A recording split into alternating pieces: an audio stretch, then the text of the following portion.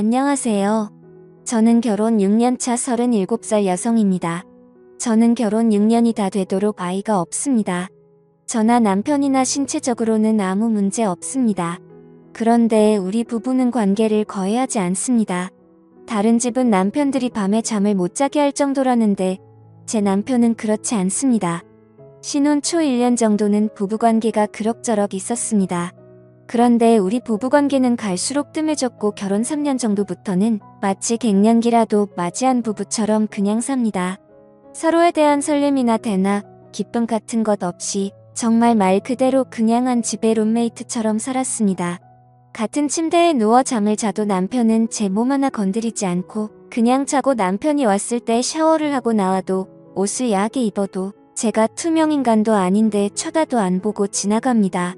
저는 남편한테 사랑받고 싶고 남편하고 장난도 치면서 살고 싶은데 그런 분위기와는 완전히 다르게 흘러가니 자꾸 다른 남편들하고 비교하게 되더라고요. 제 친구 남편은 아내 한 번 안아보려고 온 정성을 다한다고 하대요. 둘이 맞벌이를 하고 있으니 남편이 옆에 오면 제 친구는 피곤하다면서 남편을 은근히 발로 밀어버리는데 그러면 그 남편은 끝까지 굴하지 않고 밤에 자기 아내 한 번 안아보고 싶어서 퇴근하고 와서 빨리 밥도 차리고 설거지도 하고 청소기도 싹 밀어놓고 당신 피곤하다고 할까봐 내가 열심히 했어 하면서 다리까지 주물러준답니다. 그러면 친구는 그날 밤 성은을 입게 해준다고요. 그렇게 남편이 성은을 입고 나면 또 남편은 아내한테 온갖 충성을 다한다고 하더군요. 그러면 제 친구는 은근히 받아주고 그렇게 두 사람의 관계는 끈끈해져 갔고 아이도 셋이나 낳았습니다. 정말 부러웠습니다. 그런데 그 부러운 마음이 시간이 지날수록 제 마음에 파고 들어가 비수가 되어 가슴에 꽂혔습니다. 그리고 제 마음은 썩어 들어갔지요. 처음에는 부부관계에 크게 관심을 안 보이는 남편을 보고 내 남편은 왜 저럴까? 혹시 여자가 취향이 아닌가? 혹시 양성애자인가? 별별 생각을 다 했습니다. 제가 듣기로는 잠자리에 관심 없는 남자는 없고 남자는 숟가락들 힘만 있어도 잠자리를 하고 싶어 한다고 들었습니다. 그런데 제가 아는 제 남편은 그러지 않으나 처음에는 남편이 왜 그럴까 또 시작했다가 시간이 지날수록 나는 왜 그럴까리로 생각이 바뀌어 갔습니다. 나는 왜 남편이 자고 싶어 하지 않을까? 내가 무슨 문제가 있는 걸까? 점점 남편 앞에서조차 자신 없어지고 제 자신이 작아지는 것 같았습니다. 너무 비참했습니다. 하루는 자존심 다 버리고 남편한테 진지하게 물어봤습니다. 왜 잠자리를 안 하냐고 내가 매력이 없냐고요. 그랬더니 남편은 자기는 여자하고 잠자리하는 별로 안 좋아한다고 했습니다. 어릴 때부터 아버지가 여자들하고 바람피는 모습 보고 자라서 그것만으로도 충분히 지긋지긋하다고요. 자기가 여자하고 그 짓을 하고 있으면 자기가 괜히 짐승이 된 것처럼 느껴진다고 했습니다. 시아버지가 새 여자를 데리고 집에 올 때마다 자기 눈에 아버지가 짐승처럼 보였다고 하더군요. 새 여자를 데리고 올 때마다라니 그게 무슨 말이냐 시아버지가 여자를 여러 번 데려고 왔냐고 물었지요. 그랬더니 남편이 하는 말이 자기 친엄마 빼고 새 엄마가 지금까지 4번이나 바뀌었다고 하더군요. 저는 그 소리 듣고 기절하는 줄 알았습니다. 지금 시어머니가 남편의 친엄마가 아니라 새 엄마인 줄은 알고 있었습니다. 하지만 네 번째 새 엄마인 줄은 몰랐지요. 당연히 남편의 친엄마인 본처와 헤어지고 재혼한 걸로만 알고 있었지요. 그런데 제가 아는 시어머니 남편의 네 번째 새 엄마라는 소리를 듣고 하는 소리가 새어나왔습니다. 그래서 제가 남편한테 물었지요. 그럼 시아버지가 재혼을 4번이나 한 거냐 했더니 그렇다고 하더군요. 남편의 친엄마와 헤어지고 처음에 만난 여자는 시아버지하고 같은 직물 공장에서 일하던 14살 어린 여자였는데 시아버지하고 바람이 나서 둘이 따로 살림을 차렸고 두 번째 새 엄마는 술집에서 일하는 노기였는데 시아버지보다 5살이나 많은 그 여자가 시아버지를 있는 대로 구워 삶아서 공장에서 만난 그 여자를 쫓아버리고 자기가 자리를 꿰찼다고 하더군요. 그리고 세 번째 만난 여자는 아버지 동네에 같이 살던 과부였는데 평소 시아버지가 그 여자한테 침을 흘리고 다니던 차에 그 여자 남편이 죽는 바람에 술집 여자랑 헤어지고 이 여자랑 살림을 차렸다고 했습니다.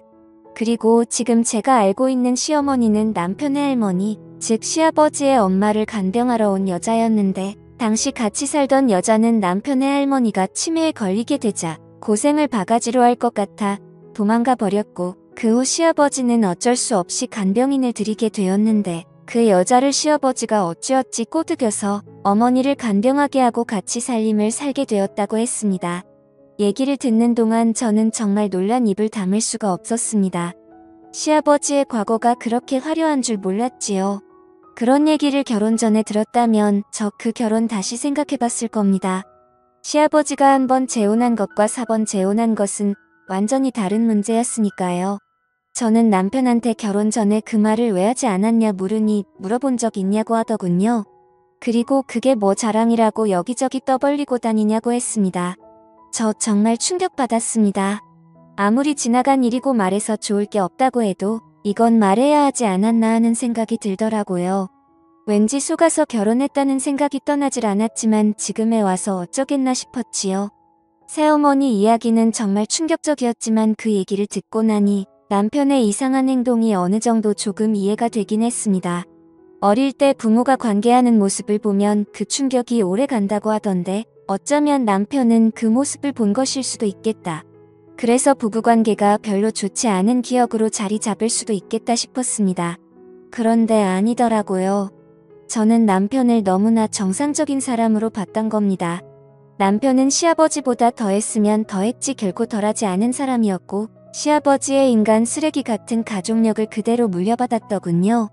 워낙 철저하게 숨기고 본인은 여자와 관계하는 것을 너무나 싫어해서 한데서 저는 그런 줄로만 알았지. 온갖 쓰레기 짓을 다 하고 다니는 남자였습니다. 오죽하면 결혼 6년 동안 전혀 모르고 살았습니다. 시아버지가 바람 피우는 걸 보아와서 그런지 남편은 그것을 숨기고 감추는 게 익숙한 사람이었습니다. 저는 그것도 모르고 제 자신을 자책하고 그 사람을 가여워봤던 게 참 어이가 없었습니다. 하지만 꼬리가 길면 밟힌다고 결혼하고서부터 계속 이어진 더러운 짓이 언제까지고 감추어질 수는 없는 일이었지요. 남편은 중견기업에서 근무 중이며 4주 3교대 근무를 하고 있습니다. 아침 8시부터 4시까지 근무하고 하루 쉬고 오후 4시부터 자정까지 근무하고 하루 쉬고 자정부터 아침 8시까지 근무하고 이틀 쉬는 이런 시스템입니다. 같은 방에서 잘 때도 있지만 늦게 들어오는 날에는 남편은 다른 방에 가서 잘 때도 많습니다. 저도 일을 하고 있고 다음날 아침에 출근해야 하니 저를 배려해서 다른 방에 가서 잔다고 했습니다. 저는 괜찮다고 한 방에서 같이 잤으면 좋겠다고 여러 번 얘기했지만 알겠다고 말만 하고 자다 일어나 보면 남편은 다른 방에서 자고 있었습니다. 그럴 때면 왠지 모르게 외롭고 우울했지만 왜 내 옆에서 안 자냐고 마냥 팼을 수만은 없는 일이었습니다. 그러던 어느 날 제가 독감이 지독하게 걸려서 열이 끓어오르고 회사도 못 가게 되었지요. 며칠 동안 밥만 겨우 챙겨 먹을 뿐 아무것도 할 수 없었습니다. 며칠 뒤 독감에서 나왔을 때 남편이 입을 옷이 없다면서 도대체 빨래를 언제 한 거냐고 툴툴거리더군요. 속옷도 갈아입을 게 없다고요. 그러고 보니 빨래를 거의 일주일째 못 돌리고 있었던 겁니다. 그래서 저는 오늘 하루만 그냥 나 가라고 내가 이제 좀 나아졌으며 빨래도 돌리고 하겠다고 했지요. 그날 빨래를 돌리고 빨래를 하나씩 널고 있는데 남편 속옷이 너무 많이 나오는 겁니다. 아무리 빨래가 밀렸다고 해도 이건 속옷을 적어도 하루에 1개씩 이상 갈아입은 듯 했습니다. 회사에서 속옷을 갈아입을 일이 없을 텐데요. 평소에는 이틀에 한 번씩은 빨래를 돌리고 제 옷도 섞여 있으니 크게 눈치를 못했는데 거의 남편 옷만 있는데 다 속옷이 수두룩하니 나오니 이상하더군요. 왜 이렇게 속옷을 많이 갈아입을까 싶었지요. 저는 그 다음부터 남편을 좀 일심히 보게 되더군요. 남편은 집에 들어오면 그 시각이 오밤중이건 아침이건 예의 없이 샤워부터 하고 옷은 세탁기에 넣었습니다. 남편 속옷을 살펴보니 앞부분에 뭔가 말라붙어서 딱딱하게 굳어 있었습니다. 모든 속옷이 다 그런 건 아니고 3개 중에 1개 정도 뭔가 묻어서 딱딱한 게 굳어 있더군요. 소변은 아무리 말라도 이렇게 딱딱하게 굳지는 않으니까요. 잠자리 하는 것도 좋아하지 않는다는 남편이 속옷 3개에 하나꼴로 속옷을 더럽혀 오는 것이 너무나 이상했습니다. 제가 남자의 신체 구조에 대해서는 잘 모르지만 남편은 적어도 2에서 3일에 한 번씩은 뭔가에 흥분을 느낀다는 얘기였습니다. 저는 느낌이 너무 안 좋았습니다. 분명 뭔가 있다는 생각이 들더군요. 남편에게 말해봐야 피곤하니 그만해라 또 시작이다. 제발 나 좀 가만히 놔둬라 할 게 뻔했습니다. 제가 진지하게 얘기 좀 하려고 하면 남편은 늘 그랬습니다. 그래서 대화가 이어지지 않고 그 대화는 항상 답답하게 아무 말도 듣지 못하고 끝이 나거나 제가 얘기를 계속 이어가려고 하면 싸움이 되어 끝이 났지요. 저렇게 얘기를 피하는 이유, 저와 잠자리를 하지 않는 이유, 그리고 속옷이 더럽혀져 오는 이유 모두 같은 이유가 아닐까라는 생각이 뒤늦게서 들더군요. 틈틈이 남편의 가방, 외투 그리고 차를 살펴보았습니다. 안녕하세요. 저는 결혼 6년 전입니다. 가방과 외투에서는 아무것도 발견하지 못했고 남편의 차 운전석 아래에서 작은 손가방을 하나 발견했는데 그 손가방 안에서 먹는 약과 큐브 연고 같은 것이 있었습니다. 하나는 비아그라였고 그나는 뭔지 몰라서 인터넷으로 찾아봤습니다. 그것은 이름은 처음 들어보는 것이었는데 설명서를 읽어보니 한마디로 바르는 비아그라더군요. 뒤통수를 세게 맞은 듯 정신이 혼미하고 온몸에 맥이 탁 풀렸습니다. 내 앞에서는 매일 피곤하고 관계하는 것을 안 좋아하고 그런 게 밝혀지면 자신이 짐승 같다고 한 사람이 먹고 바르면서 도대체 어디서 무슨 짓을 하고 다녔던 건지, 지금까지 내가 봐온 사람은 누군지, 이 사람 도대체 어떤 사람인지 몸 한 가지 생각으로 머리가 터져버릴 것 같았습니다. 저는 남편이 낚은물을 하고 들어온 날은 근히 다가가 봤습니다. 남편의 반응은 똑같았습니다. 피곤하다. 나 이런 거 별로 좋아하지 않는다. 정말 그 입을 막아버리고 싶었습니다. 피곤하고 좋아하지 않는 사람이 먹고 바르고 뭐 했을까요? 미친 인간 쓰레기. 저도 모르게 욕이 절로 나왔습니다. 미친 인간 먹고 바르면서 뭘 하는지 확인 한번 해보고 싶더군요. 더러운 짓을 하고 다녔다면 분명 어딘가에 그 증거가 있을 거라 생각했죠. 저렇게 지 마음을 숨기 자기가 한 더러운 짓도 분명 어디 꽁꽁 숨겨뒀을 겁니다. 저는 서두르지 않고 하나씩 남편의 모든 것을 뒤졌습니다. 남편의 휴대폰은 열 수 없었고 남편의 컴퓨터는 확인할 수 있었습니다. 저는 C드라이브의 폴더를 몇 날 며칠 동안 하나하나 다 열어봤습니다. 그 중에 업무보고라는 폴더가 있었는데 그 폴더에는 남편의 오랜 일기가 들어있었습니다. 그 일기는 다름 아닌 남편이 더러운 업소를 드나들면서 그곳에 대한 기록과 자신의 느낌을 적어놓은 것인데 결혼하기 전부터 쓰기 시작했던 것이었습니다. 그 일기가 얼마나 적나라하고 생생하게 기록해두었는지 가보지 않아도 그곳의 분위기가 그대로 느껴질 정도였습니다. 일명 업소 출입일기였단 거죠. 남편이 그렇게 쓴 업소 출입일기는 키스방뿐만이 아니었습니다. 쇼방, 유리방, 안마방, 허그방, 뒷청소방, 심지어 인형방도 갔더군요. 한글 문서 한 페이지에 하루의 일기가 적혀 있었고 지금까지 쓴 업소 일기는 152페이지였습니다. 그날 아가씨와 사진 찍는 것이 가능했던 날에는 사진도 함께 첨부되어 있었습니다. 정말 엄청나더군요. 그간 남편이 왜 집에서 부부관계를 하지 않았는지, 왜 그렇게 집에만 들어오면 피곤했는지 모든 이유들을 알겠더군요. 남편은 결혼 전부터 계속 꾸준히 업소를 다녔습니다. 마치 세상의 모든 유흥업소를 탐방해보겠다는 생각인 듯 했습니다. 지금까지 이런 사람인 줄도 모르고 마음을 주고 정성을 들이고 혼자 상처받고 했던 시간들이 너무나 아깝고 억울해 미칠 지경이었습니다. 남편은 비정상적인 관계를 추구하는 업소 중독자였습니다. 내 남편이 내가 애를 태우고 사랑을 갈구했던 사람이 이런 사람인 줄 꿈에도 몰랐습니다. 이 남자는 저한테만 의욕이 없었지. 직장도 번듯했고 사람들하고 관계도 나쁘지 않았으며 저와 결혼하기 전에 부모님께 대하는 예절이며 저에 대한 매너도 좋은 사람이었습니다. 폭력적이지도 않았고 말을 거칠게 하는 사람도 아니었습니다.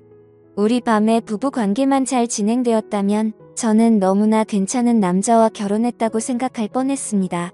그런데 이런 이상한 사람이었다니.